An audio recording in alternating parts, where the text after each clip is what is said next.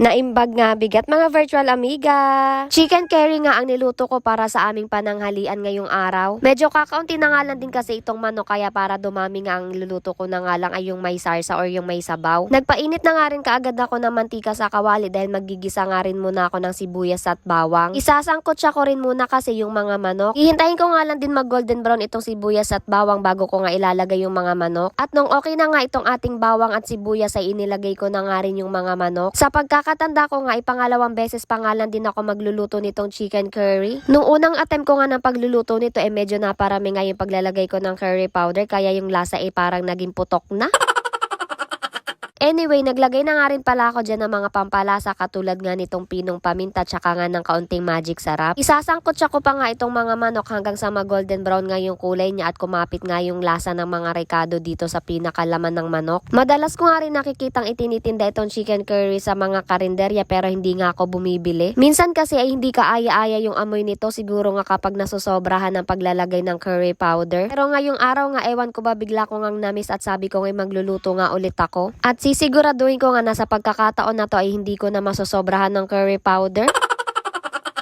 After 5 minutes naman nga ay medyo malambot na nga rin itong mga manok kaya inilagay ko na nga rin yung carrots at saka yung patatas. Hindi ko na nga rin iprinito itong carrots at patatas bago nga ako nagsangkot siya nitong manok. Lalambot din naman kasi ito dahil palalambutin ko pa nga rin ng husto itong mga manok. Kanya-kanya naman nga tayo ng paraan ng pagluluto at dito nga ako sa paraan na to nadadalian kaya ganito yung ginawa ko. Nung mailagay ko na nga rin yung patatas at carrots ay naglagay na nga rin ako ng tubig at yung mainit na tubig na nga ulit ang inilagay ko para mas mabilis kumulo. Makalipas naman nga ang mga 3 minuto ay chinek ko na nga kung malambot na ba itong carrots at patatas at medyo malambot na nga rin kaya naglagay na nga din ako ng curry powder. At para nga hindi ako mabigla sa pagbubuhos itong curry powder ay ibinuhos ko na nga lang muna ito dito sa sandok. Tsaka ko nga rin siya tinunaw dito sa sabaw nitong manok. At sa tingin ko nga ay medyo kulang pa nga yung curry powder na inilagay ko kaya nagdagdag pa nga ako ng kaunti pa. Sa pagkakatanda ko nga nung unang pagluluto ko nito ay masyado yata akong na-excite kaya ibinuhos ko lahat ng laman ng isang sachet ng curry powder.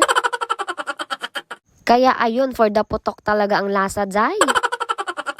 Nung mailagay ko na nga rin yung idinagdag kong curry powder hinalo-halo ko nga lang ito pagkatapos ay binuhusan ko na nga din ng kakang gata. Pagkalagay ko nga ng kakang gata ay inilagay ko na nga rin yung mga bell pepper. Optional lang din naman ang paglalagay ng green at red bell pepper pero ako naglagay nga ako dahil pampadagdag kulay nga din ito. Nakulangan nga rin ako sa inilagay kong gata kaya ibinuhos ko na nga lahat ng natitira pa dito. Tira lang din naman kasi itong kakang gata doon sa niluto kong Bicol Express kahapon. At baka nga masira lang kaya ibinuhos ko na nga lang din lahat dito para mas creamy din siya. Bigla nga rin dumami itong niluluto ko dahil nga yata dito sa patatas at saka carrots. Pag talaga hinahaluan mo ng mga gulay yung mga lutuin mo kahit gaano pa ito kakaunti ay dumadami din. Nung tinikman ko na nga pala itong sarsa ay medyo nakulangan nga rin ako sa alat kaya nagdagdag na nga lang din ako ng kaunti pang asin. Kapag ganitong kakaunti nga lang din yung sahog na karne ay bumabawi na nga lang ako sa lasa ng sarsa or ng sauce. Para naman kahit yung sarsa o yung sauce pa lang ay ulam na. At sa pagkakataon nga na to ay proud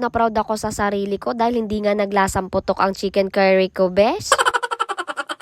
Anyway, pakukulin ko na nga lang din ito ng mga ilang minuto pa hanggang sa lumambot nga ng tuluyan yung patatas at carrots at ready to serve na nga. Ayun lamang po, naichismis ko lang. Salamat sa panonood. Bye!